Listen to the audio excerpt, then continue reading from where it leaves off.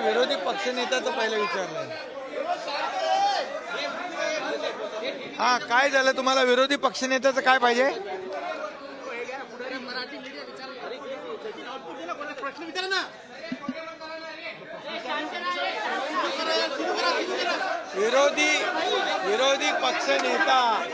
विरोधी पक्षनेत्याची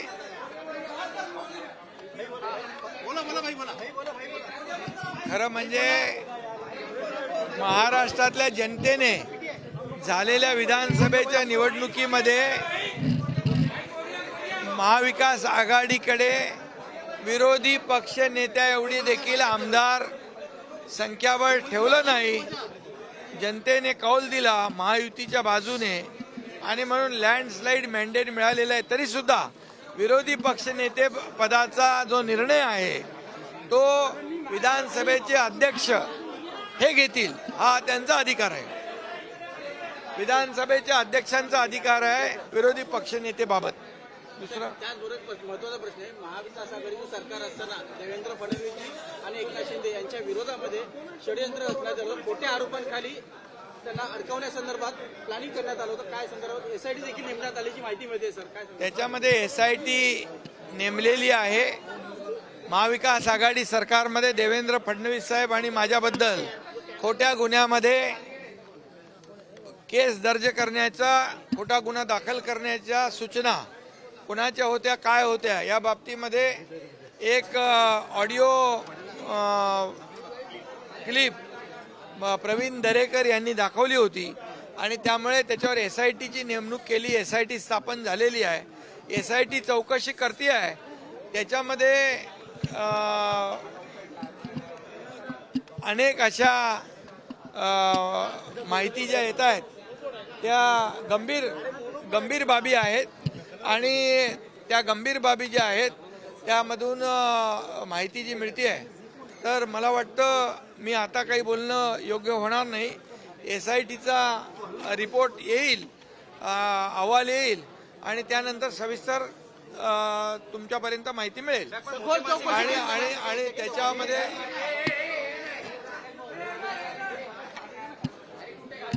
काही गंभीर बाबी, एसआयटी चौकशीमध्ये काही गंभीर बाबी ज्या आहेत त्या समोर आलेल्याची माहिती मिळते आहे. परंतु जोपर्यंत पूर्ण सविस्तर अहवाल एसआयटीचा येईल आणि मग त्याच्यानंतर पुढची कारवाई होईल. ठाकरे गटातल्या काही मोठ्या नेत्यांचा याच्यामध्ये सहभाग होता नाही, मी आता त्यावर काही बोलू इच्छित नाही. परंतु एसआयटी जी स्थापन केलेली आहे त्याच्यामध्ये काही गंभीर ऑब्झर्वेशन आणि गंभीर बाबी समोर येत आहे. विरोधी पक्षनेता जेवढे त्याला नंबर्स लागतात, जेवढे आमदार लागतात, प्रत्येक पक्षाचे तेवढे आमदार नाहीत. या महाराष्ट्रातल्या जनतेने एवढं लँडस्लाईड मॅन्डेट महायुतीच्या कामाची पोचपावती देऊन दिलेला आहे. पण तरी सुद्धा विरोधी पक्षनेतेबाबत निर्णय घेण्याचा अधिकार हा विधानसभेच्या अध्यक्षांचा आहे. तो योग्य तो निर्णय ते घेतील. महाविकास आघाडीमध्ये नेते एकमेकांवर नाराज आहे. रोहित पवार यांनी आपली नाराजी व्यक्त केली आहे.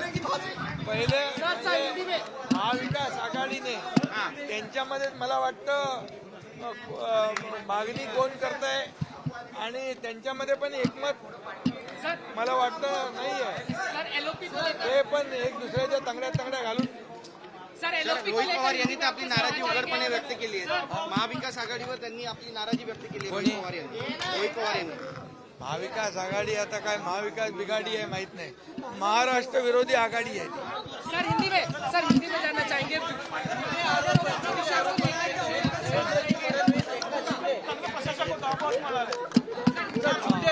झूठे आरोप महाविकास एकनाथ शिंदे जी और देवेंद्र फडणवीस इनके ऊपर प्लानिंग करके षड्यंत्र रचा गया था. महाविकास आघाड़ी के समय में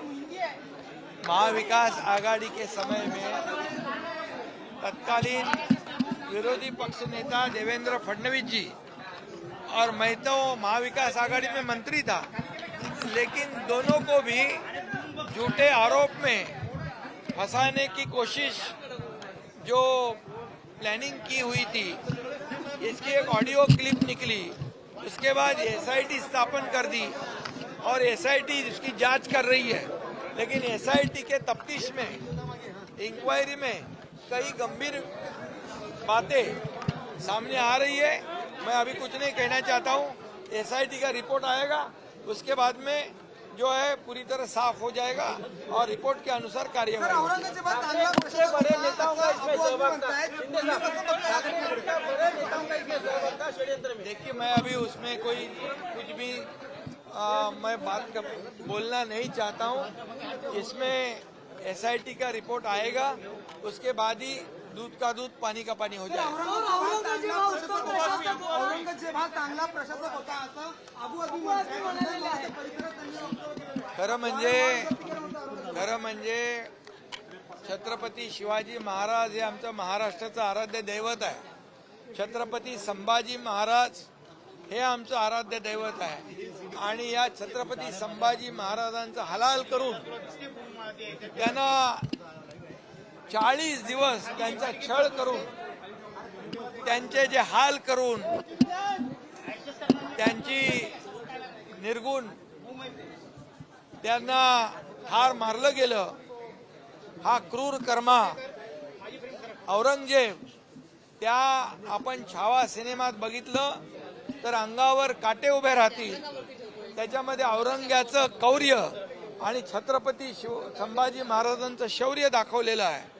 आणि म्हणून या देशासाठी ज्यांनी धर्माभिमान बाळगला, या देशासाठी त्यांनी प्राणाचे बलिदान दिलं, परंतु देशाचं आणि धर्म सोडला नाही, देशाभिमान सोडला नाही, राष्ट्राभिमान सोडला नाही, अशा धर्मवीर संभाजी महाराजांना हलाल करून ज्यांनी मारलं औरंगजेबाने, त्याचं उदात्तीकरण करणं खरं म्हणजे अतिशय दुर्दैवी आहे।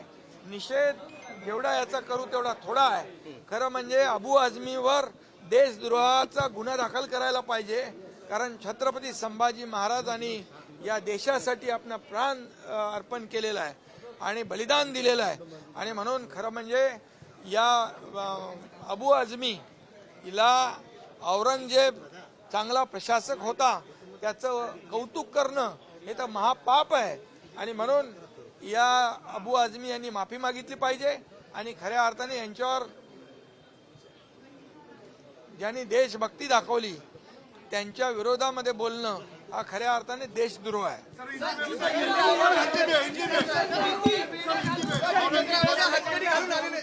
औरंगजेब अच्छा प्रशासक था, ये अबू आझमी ने कहा है, क्या कहेंगे आप? औरंगजेब अच्छा प्रशासक था, ये अबू आझमी ने बोला है। ये अबू आझमी ने माफी मांगनी चाहिए, क्योंकि छत्रपति संभाजी राजा ये देशभक्त थे, राष्ट्रभक्त थे, धर्माभिमानी थे। उन्हें धर्म छोड़ने को कहा, लेकिन उन्होंने खुद की प्राणों की आहुति दे दी, बलिदान दिया, लेकिन देशाभिमान नहीं छोड़ा। ऐसे देशभक्त को जो औरंगजेब ने हलाल करके मरवाया, उनको मार दिया, ऐसे औरंगजेब को यहाँ पर उसका अच्छा प्रशासन बोलना ये बहुत बड़ा पाप है और इसके लिए अबू आझमी इन्होंने माफी मांगनी चाहिए। ये देशभक्त के खिलाफ बात की है, इसलिए उनको देशद्रोही भी कहना चाहिए। आप कार्रवाई करेंगे? क्या आप कार्रवाई करेंगे अबू आझमी पर? बिल्कुल उनका, और अभी ये कहूंगा मैं शहर का कार्रवाई की जाएगी अबू आझमी पर?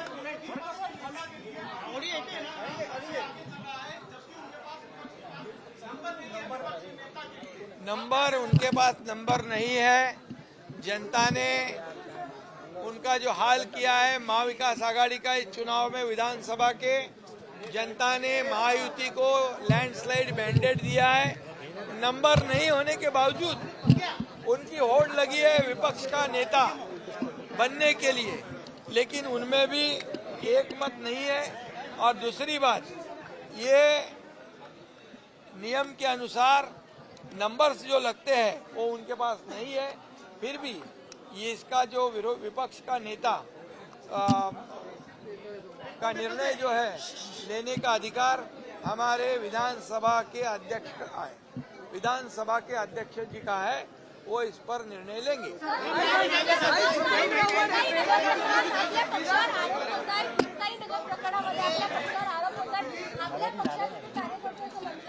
ताईनगरच्या प्रकरणामध्ये रक्षाताई खडसे यांच्या मुलीच्या छेडखानीबद्दल जे प्रकरण झालं ते अतिशय गंभीर आहे आणि दुर्दैवी आहे आणि खऱ्या अर्थाने यामध्ये सगळ्यांनी त्याची निंदा केलेली आहे।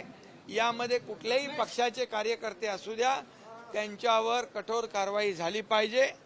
बिलकुल त्याला पाठीशी घालता कामा नये, हे माझं मत आहे।